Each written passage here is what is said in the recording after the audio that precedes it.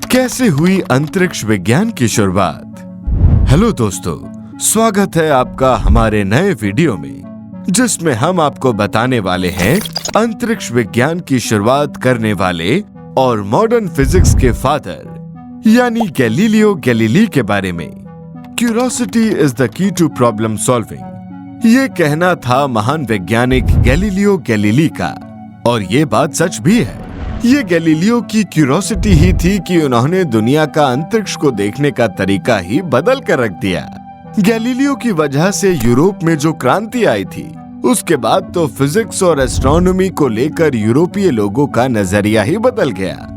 Galileo का जन्म 15 फरवरी 1564 को इटली के पीसा शहर में हुआ था। गैलीलियो का नाम सुनते ही आपको फिजिक्स के लॉज और अंतरिक्ष की बातें याद आती होंगी, लेकिन क्या आपको पता है गैलीलियो ने मेडिकल की पढ़ाई भी की थी। जी हाँ दोस्तों, गैलीलियो बचपन से ही प्रतिभावान थे।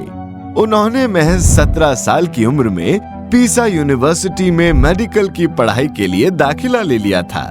हालांकि पढ़ाई के दौरान उनको ये समझ में आ गया कि उनकी रुचि मेडिकल साइंस में नहीं है, और इसीलिए उन्होंने अपनी मेडिकल की पढ़ाई बीच में ही छोड़ दी। अपनी रुचि के विषय खगोल, भौतिकी पढ़ना शुरू कर दिया। वो उसमें काफी सारे प्रयोग भी करते रहते थे।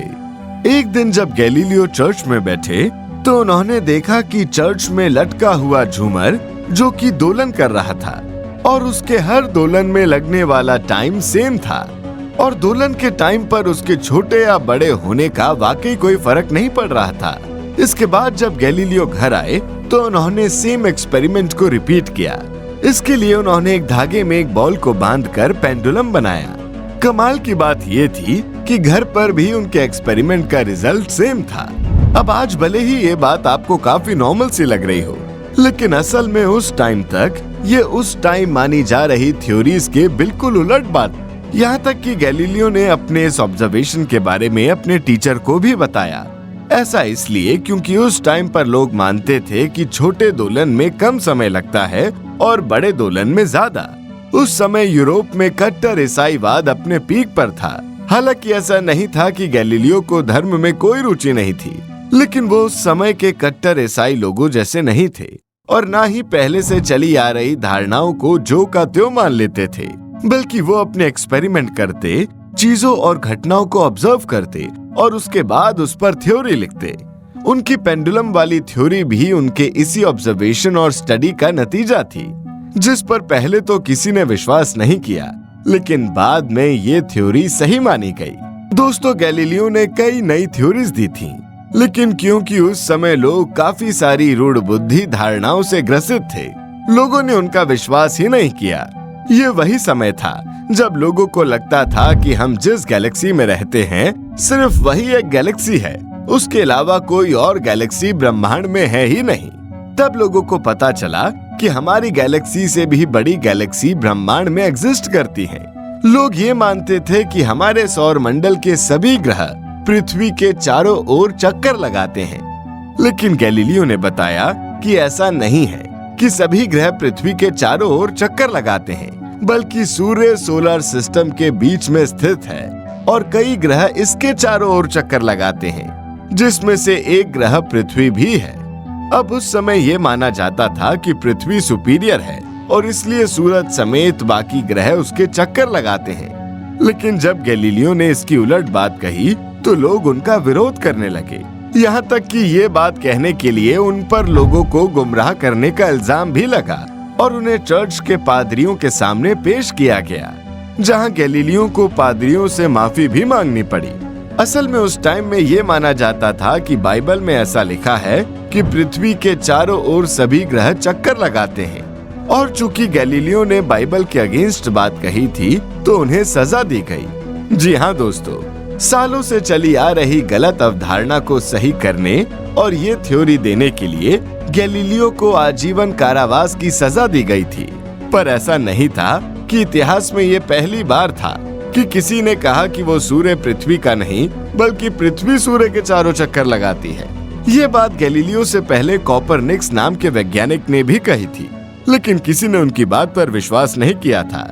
इसके बाद 1609 में गैलीलियो को पता चला कि किसी ने कोई ऐसा यंत्र बनाया है जिसकी मदद से दूर अंतरिक्ष में देखा जा सकता है। और फिर क्या था, गैलीलियो भी इसी तरह एक दूरबीन बनाने में जुट गए और उन्होंने अपनी मेहनत, लगन और जिज्ञासा के दम पर उसको बना भी लिया। दूरबीन बनने के बाद तो गैलीलियो के लिए अंतरिक्ष को एक्सप्लोर करना और भी आसान हो गया था। उन्होंने अपनी बनाई दूरबीन से स्पेस में देखना शुरू किया।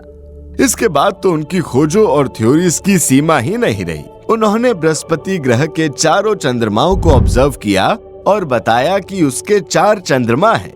इसके अलावा गैलीलियो ने यह भी बताया कि हमारे मून का सरफेस समतल नहीं है बल्कि उसमें गड्ढे हैं। इसके अलावा गैलीलियो ने शनि ग्रह की कलाओं और उसके आसपास बने छल्लों के बारे में भी बताया। इसके अलावा उन्होंने सूर्य पर पड़ने वाले काले धब्बे और घेरों के बारे में भी जानकारी दी। दोस्तों, आज के टाइम में गैलीलियो के ये नियम और थ्योरीज आपको भले ही बेसिक लगते हो, लेकिन ये फिजिक्स की नींव है। उन्होंने ये सभी थ्योरीज तब दी थी जब उनके विपरीत धारणा लोगों के मन में बसी हुई थी। गैलीलियो ने ही इनर्शिया का नियम भी दिया था, यानी न्यूटन के लॉज ऑफ मोशन का वो पहला नियम जिसे हम और आप सालों से पढ़ते आ रहे हैं, गैलीलियो ने ही दिया था। इस नियम के हिसाब से जब तक हम किसी चीज पर कोई एक्सटर्नल फोर्स नहीं लगाते, तब तक वो अपने वास्तविक स्टेट में ही रहना चाहती है। क्या आपको न्यूटन के बाकी के 2 लॉज ऑफ मोशन पता हैं? हमें कमेंट करके बताइए। इसके अलावा सापेक्षता का सिद्धांत यानी थ्योरी ऑफ रिलेटिविटी का पहला फॉर्मेट भी गैलीलियो ने ही दिया था। लेकिन ना तो गैलीलियो के एक्सपेरिमेंट अभी खत्म हुए थे और ना ही उनकी खोजें रुकी थी। गैलीलियो ने लाइट की स्पीड को नापने की कोशिश की।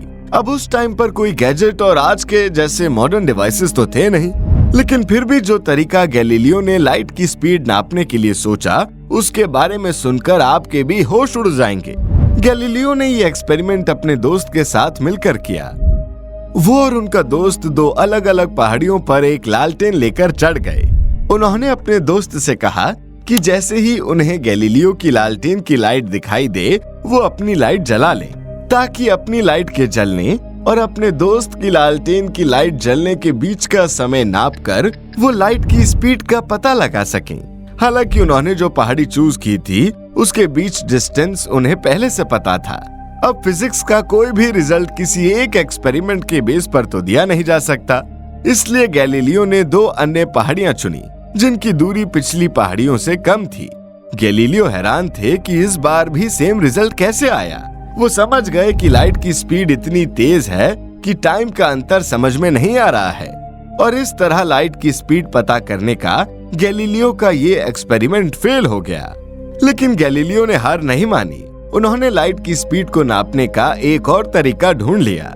इसके लिए उन्होंने बृहस्पति ग्रह के कक्ष को ऑब्जर्व किया और उनके चंद्रमा के उसकी छाया में आ जाने से उस पर पड़ने वाले ग्रहण को स्टडी किया। हालांकि इनकी इस स्टडी का कोई खास फायदा नहीं हुआ और वो लाइट की स्पीड कैलकुलेट नहीं कर पाए।